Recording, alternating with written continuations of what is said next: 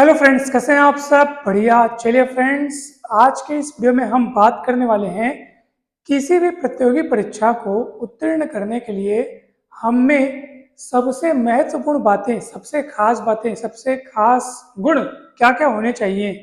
दोस्तों, जैसा कि नाम से स्पष्ट है, प्रतियोगी परीक्षा मतलब यहाँ पर कोई तगड़ी प्रतियोगिता हो रही है। अब उस तगड़ी प्रतियोगिता में बहुत सारी संख्या में कैंडिडेट्स पार्टिसिपेट करते हैं, भाग लेते हैं, एग्ज़ाम दिलाते हैं। लेकिन आप सभी को पता होगा कि केवल गिने-चुने जितनी की वैकेंसी या जितनी सीट रहती है, उन्हीं लोगों को सिलेक्शन मिलता है, वही लोग क्वालिफ़ाई होते हैं और बड़ी संख्या में कैंडिडेट्स जो है वो डिस्क्वालीफाई हो जाते हैं। तो आखिर कुछ तो उनमें फ़र्क रहता होगा। दोस्तों, आज का ये वीडियो इसी टाइटल पर आधारित है, इसी बात पर आधारित है। आप सभी यहाँ पे देख सकते हैं, हमने लिखा हुआ है, प्रतियोगी परीक्षा उत्तीर्ण करने के लिए एक कुशल प्रतियोगी बने। लेकिन कैसे बने? जब तक हम कुशल प्रतियोगी नहीं बनेंगे, तब तक हम उस प्रतियोगी परीक्षा को कैसे क्वालिफाई कर पाएंगे, कैसे उत्तीर्ण कर पाएंगे? वे कौन-कौन सी बातें हैं जो हमें कुशल प्रतियोगी बनने के लिए अपनानी चाहिए, फॉलो करनी चाहिए? आज हम इन्हीं सब बातों पर चर्चा करने वाले हैं। बहुत रिसर्च और बहुत मेहनत करके मैंने वो पॉइंट्स अपने अनुभव के द्वारा इकट्ठा किए हुए हैं। मैंने बहुत सोचा कि क्या-क्या ऐसी चीज़ें हैं जिनकी मदद से, जिनको फॉलो करके अगर कोई उन सिद्धांतों को अपनाए तो बहुत ईज़िली तरीके से वो कोई भी कॉम्पिटिटिव एग्ज़ाम को क्वालिफ़ाई कर सकता है। दोस्तों, सबसे पहली जो बात है, सबसे पहली जो शर्त है या सबसे पहला जो नियम है, वो है आपका स्पष्ट लक्ष्य होना चाहिए। एकमात्र यही बात सारी बातों के लिए, मतलब एक बोलते हैं ना कि एक बात सब पे भारी, तो बस यही है, स्पष्ट लक्ष्य होना चाहिए। अब ये इतनी महत्वपूर्ण बात है दोस्तों, मैंने अपने अनुभव से पाया है और मैंने अनेकों को देखा है, ये जाना है कि एक होता है ना कि भेड़ चाल के चलो भाई ये भी एग्ज़ाम दिला देते हैं, वो भी दिला देते हैं, ये भी दिला देते हैं। अपने मन से पूछिए, अपनी अंतरात्मा से पूछिए कि आपको क्या पसंद है, आपको सबसे अच्छा क्या लगता है, आप किस चीज़ में काम करना सबसे ज़्यादा पसंद करते हैं, किस चीज़ में आपको मेहनत करने से बोर नहीं लगेगा। आप अपने मन में सोचिए, विषय चुनिए, दिशा चुनिए, फिर आपको वो ले जाएगी उस पर्टिकुलर एग्ज़ाम की तरफ जो वाक़ई में आपके लिए बना हुआ है। मैंने अनेकों को देखा है, वो हर प्रकार के अलग-अलग दिशाओं वाले, मतलब एकदम अलग-अलग एग्ज़ाम, पीएससी भी दिला रहे हैं, तो उधर नेट भी दिला रहे हैं और दोनों क्वालीफाई नहीं हो पा रहे हैं। मतलब मैं एक जस्ट एग्ज़ाम्पल ले रहा हूँ, हो सकता है आपके केस में एग्ज़ाम्पल दूसरा होगा, हो सकता है आपके केस में एग्ज़ाम्पल नहीं होगा, या हो सकता है आप ऐसी कुछ समस्याओं से गुज़र रहे होंगे या नहीं गुज़र रहे, तो उसके बारे में आपके माइंड में कुछ न कुछ विचार हो सकते हैं चल रहे होंगे। कहीं न कहीं ये समस्या सबके साथ होती है, मैं खुद इससे बचा नहीं हूँ, मैंने भी ये झेला है। लेकिन किसी न किसी तरह आपको एक चीज़ चुननी ही पड़ेगी, तभी तो हम उस दिशा में ज़्यादा अधिक मेहनत कर पाएँगे। आपने सुना होगा, अगर मैं 10 जगह गड्ढे खोदूँ तो मैं ठीक से गड्ढा नहीं खोद पाऊँगा। अगर एक जगह ध्यान लगा करके अगर मैं गड्ढा खोदना शुरू करूँ, तो हो सकता है मैं बहुत ज़्यादा अच्छे से गड्ढा कर पाऊँ। तो दोस्तों वही है, अगर आप एक दिशा चुन पाते हैं, एक स्पष्ट लक्ष्य तय कर पाते हैं, तो आपको सफलता मिलने की गारंटी बढ़ जाती है। अब आप कहेंगे कि सर एक स्पष्ट लक्ष्य हमने चुना है लेकिन उस पे एग्ज़ाम दिलाते हैं लेकिन वो क्वालीफाई नहीं हो पाता है। दोस्तों ये सच है कि अगर आप कोई एक लक्ष्य तय करते हैं, तो उसके इर्द-गिर्द उससे जुड़ते, उससे मिलते-जुलते आप 2-3 डायरेक्शंस रख सकते हैं। मैं ये नहीं कह रहा हूँ कि बस एक उत्तर रखें तो एक दक्षिण रखें, ऐसा नहीं। आप उसके इर्द-गिर्द, उससे सिलेबस से आस-पास, उससे ऊपर-नीचे, मतलब जो थोड़े-थोड़े डिफरेंस में हो, ऐसे आप एग्ज़ाम्स को सेलेक्ट कर रखिए कि चलो भाई ये नहीं तो ये नहीं तो ये नहीं, जो एक दूसरे के एकदम करीब हो, जिनके सिलेबस में ज़्यादा डिफरेंस ना हो, आप वो कर सकते हैं, तब आपके लिए ऑप्शंस बढ़ेंगे। तो एक स्पष्ट लक्ष्य होना चाहिए, इसमें भेड़-चाल का कोई स्थान नहीं है, आपकी अपनी इंटरेस्ट का स्थान होना चाहिए। आप क्या चाहते हैं, कौन-सा काम आपको सबसे ज़्यादा सूट करता है, किस काम में आपका मन लगता है, कौन-सी चीज़ का आपने, एक होता है ना, मन ही मन सपना देखते हैं कि यार ये काम मैं करूँगा, ये काम, तो वो आपके मन में पहले आना चाहिए, स्पष्ट लक्ष्य। उसके बाद ये आप योजना बनाएँ कि भाई चलो लक्ष्य तो अब तय हो गया, अब उस लक्ष्य की प्राप्ति के लिए आपको कुछ योजनाएँ बनानी पड़ेगी कि किस तरह से आपको पढ़ना है, किस स्थान से आपको पढ़ना है, कहीं कोचिंग जॉइन करनी है, कहीं कुछ आपको मटेरियल की व्यवस्था करनी है, बुक्स की व्यवस्था करनी है, कब कैसे टाइम शेड्यूल आपका रहेगा, उसकी पूरी आप प्लानिंग कीजिए। मतलब आपके दिन भर में दिमाग में यही चलते रहना चाहिए कि मुझे कौन से सब्जेक्ट को कैसे, किस समय, कहाँ से, किससे, ये सब चीज़ आप माइंड में सोचते जाइए कि मुझे कब पढ़ना है, और फिर वो आप इम्प्लीमेंटेशन उस पर करते जाइए। उस अनुसार उसको जो आपने मन में सोच रखा है, योजना बनाना है, और फिर उस योजना का क्रियान्वयन भी शुरू कर देना है। ऐसा नहीं कि योजना बना रहे तो योजना बनी रही है और बहुत देर हो गई, बहुत दिन लग गए, ऐसा नहीं है। योजना बनाइए, उसको तुरंत क्रियान्वयन उस पर शुरू कर दीजिए, उसको इम्प्लीमेंट करना शुरू कर दीजिए। ये हुई दूसरी बात, आपको योजना बनानी है। तीसरी बात क्या है, ध्यान से आप सुनिएगा। अनेक अनेक विद्यार्थी, अनेक कैंडिडेट्स यहाँ गलती करते हैं, और वो है कि वो स्वयं को छोड़ करके दूसरों की ओर देखते हैं। ये तो मानवीय स्वभाव है, ठीक है। तो इसमें मैं ये लिखना चाहूँगा कि आप सिर्फ स्वयं पे ध्यान दें और स्वयं को बेस्ट बनाएं, स्वयं को अपडेट रखें। एक्चुअली हम अधिकतम मार खा जाते हैं तुलना करने में, वहाँ से हमारी जो परफॉर्मेंस है वो गिर जाती है। हमें लगता है अभी तो कोई नहीं पढ़ रहा है, अभी एग्जाम में बहुत समय है, अभी हम भी नहीं पढ़ते, कोई भी नहीं पढ़ रहा है, बाद में पढ़ेंगे। आपको पता नहीं होता कि बहुत लोग पढ़ रहे होते हैं, एक से बढ़कर एक छुपे रुस्तम है। बहुत लोग पढ़ रहे होते हैं, तबीयत से पढ़ रहे होते हैं, रिवाइज कर रहे होते हैं। जब हम पढ़ना शुरू करते हैं तब कई लोगों के दूसरे तीसरे बार रिवाइज हो रहे होते हैं, हमको पता नहीं चलता है।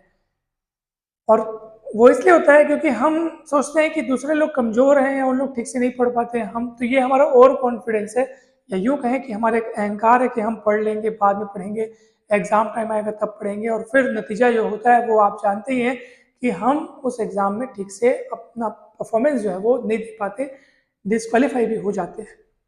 तो इसलिए आप दूसरों की ओर ध्यान छोड़ें कि कौन कैसे पढ़ रहा है, किस तरह से तैयारी कर रहा है। हम पूछते हैं ना दोस्तों से, आप कितना पढ़ लिए, कितनी तैयारी हो गई, कैसे। एक्चुअली हम लोग उस समय टटोल रहे होते हैं कि कौन आपके तुलना में कम या ज़्यादा पढ़ रहा है।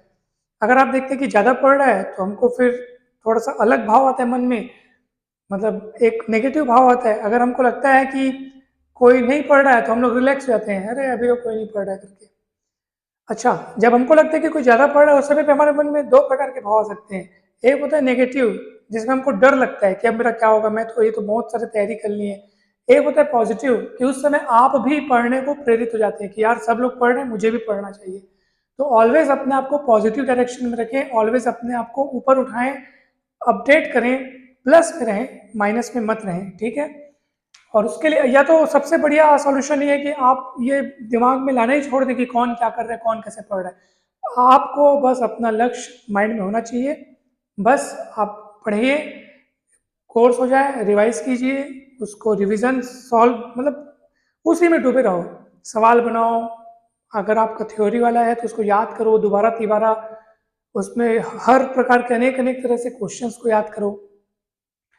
तो ये आप स्वयं को आपको बेस्ट बनाना है, दूसरों की ओर ध्यान नहीं देना है, ठीक है। ये तीन चीजें आप लोगों ने अगर अच्छे से कर ली, उसके बाद के जो स्टेप्स हैं वो ऑटोमेटिक आपके माइंड में आने लगेंगे, और फिर धीरे धीरे आप उस स्तर तक हो जाएंगे कि हाँ, आप में आत्मविश्वास जागृत हो जाएगा कि हाँ, अब वो कॉम्पिटिटिव एग्जाम हम क्वालिफाई कर सकते हैं। तो दोस्तों, ये जो तीन स्टेप्स हैं, आप हमेशा अपने ध्यान में रखें कि सबसे पहले स्पष्ट लक्ष्य बनाएं, योजना बनाएं, उस योजना को आप क्रियान्वित कीजिए, और फिर स्वयं को बेस्ट बनाएं। कॉम्पिटिटिव एग्जाम जो है वो ऐसे ही नहीं निकल जाते, आपको उसके लिए बहुत अधिक मेहनत करनी पड़ती है। आपने देखा होगा कि जैसे मान लीजिए आप अभी ग्रेजुएशन पे हैं, अभी हम मान लो आप ग्रेजुएशन कर रहे हैं, ठीक है। हमने यहाँ पे लिखा है कुशल प्रतियोगी कैसे बने। आपको पता है वास्तव में जो कुशल प्रतियोगी होता है ना, वो उस पर्टिकुलर एग्जाम का इंतजार नहीं कर रहा होता कि जब एग्जाम आएगा तब मैं पढ़ना शुरू करूंगा, अभी एक महीना बाकी नहीं। आप जिस समय आप अभी, मतलब जैसे मुझे पहले से लक्ष्य अगर मेरा तय है कि मेरे को ये वाला एग्जाम दिलाना है, अभी वो 5 साल हुआ है, अभी मतलब 5 साल बचा है उसमें, मैं आज से उसकी तैयारी करूंगा। मेरे माइंड में वो रहना चाहिए ताकि मेरा हर कदम, मेरा हर कार्य, मेरा हर चुनाव, किताबों की खरीदी हो, चाहे कोचिंग की ज्वाइनिंग हो, चाहे कुछ भी हो, उसको दृष्टि पे रख करके हो। भले उसमें 5 साल बचे हैं, लेकिन मेरा हर कदम उसकी राह में होना चाहिए। तभी हम लगेगा कि 5 साल से तैयारी कर रहे हैं, ऐसा महसूस होना चाहिए।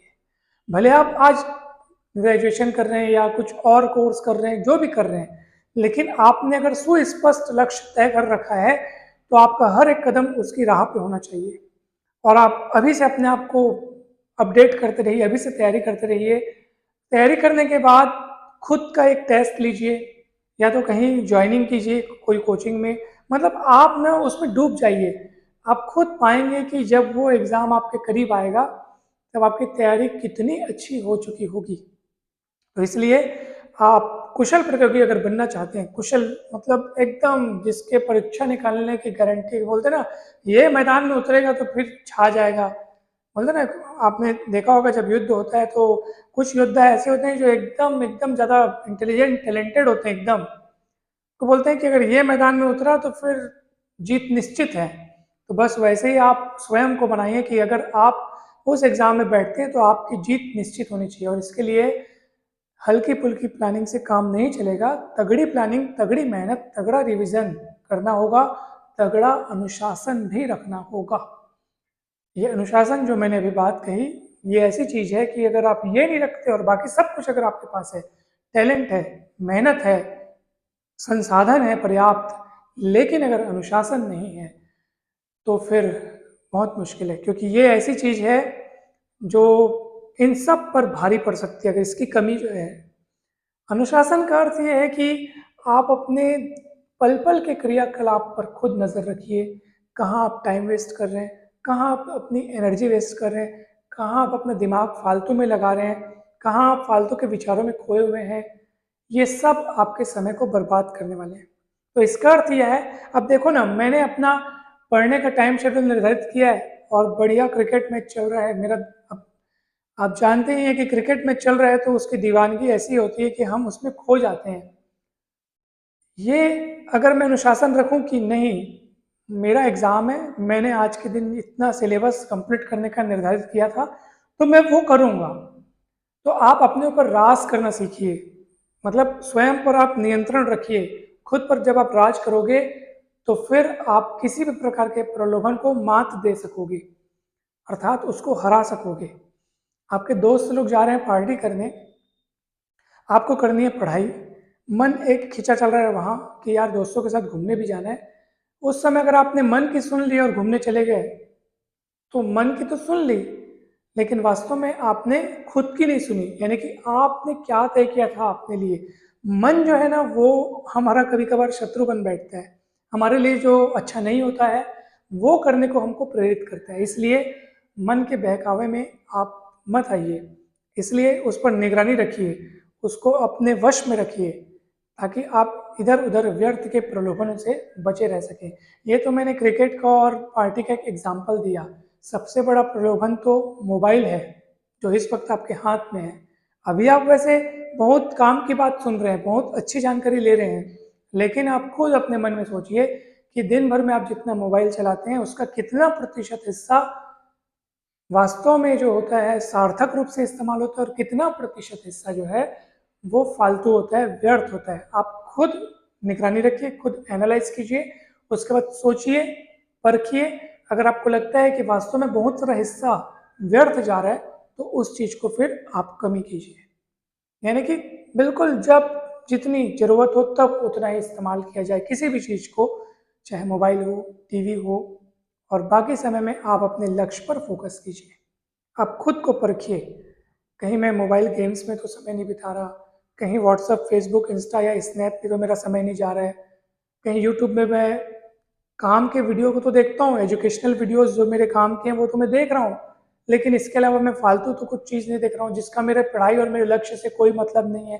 क्या मैं उनमें तो संलग्न नहीं हूँ? ये बार बार अपने आप से आप कहिए, परखिए, जांचिए, खुद की चौकीदारी रखिए, खुद पर निगरानी रखिए, खुद को अलर्ट कीजिए, खुद को मना कीजिए इन सब फालतू चीज़ों से। जब आप ऐसा करने लगेंगे तब आपके मन में एक अलग ही आत्मविश्वास जागृत होगा और आप अपने लक्ष्य की ओर दोगुनी चौगुनी गति से आगे बढ़ पाएंगे। तो दोस्तों, आपने देखा कि ये सारी बातें तो जरूरी है, लेकिन इन सब से बढ़कर, इन सब से ऊपर है क्या चीज़ है? अनुशासन। बस अगर आप वो रखते हैं तो आप निश्चित तौर पर एक कुशल प्रतियोगी बन जाएंगे। तो बहुत अच्छे से तैयारी कीजिए दोस्तों।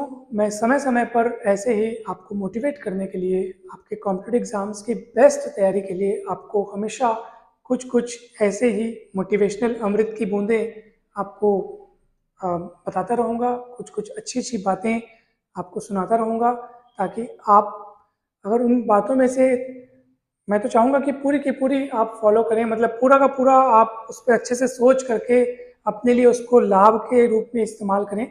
लेकिन अगर उसमें से थोड़ा भी अगर आपके पढ़ने के स्टाइल को या आपके टाइम शेड्यूल को या किसी भी रूप में आप में वो निखार लाती है, आप में वो सुधार लाती है, तो मेरा ये लेक्चर सार्थक हो जाएगा दोस्तों। तो बस मैं आपसे यही आशा करता हूँ कि अच्छे से पढ़ें, अच्छे से लिखें, अच्छे से आगे बढ़ें, खूब मेहनत करें और खूब सफल हों। दोस्तों अगर ये वीडियो अच्छा लगा हो तो आप ज़रूर लाइक करें, चैनल को सब्सक्राइब करके वीडियो को शेयर करना ना भूलें। अगर चैनल पर नए हैं तो ज़रूर सब्सक्राइब करें। आप सभी को बहुत बहुत धन्यवाद। Thank you so much. अगर आपके मन में किसी भी प्रकार की कोई डाउट हो, पढ़ाई करते समय अगर आप किसी समस्या का सामना करते हो, जैसे कई लोगों को पढ़ते समय थोड़ा सा टेंशन होता है या और भी कोई समस्या हो, तो आप निश्चिंत होकर के हमें बताएं। हम आपको उस पर जो बेस्ट उपाय होगा, जो बेस्ट सॉल्यूशन होगा, वो आप तक पहुंचाने की कोशिश करेंगे। आप सभी को बहुत बहुत धन्यवाद। आप सभी खुश रहें, मस्त रहें, स्वस्थ रहें, प्रसन्न रहें और खूब खूब खूब सफल हों। Thank you so much.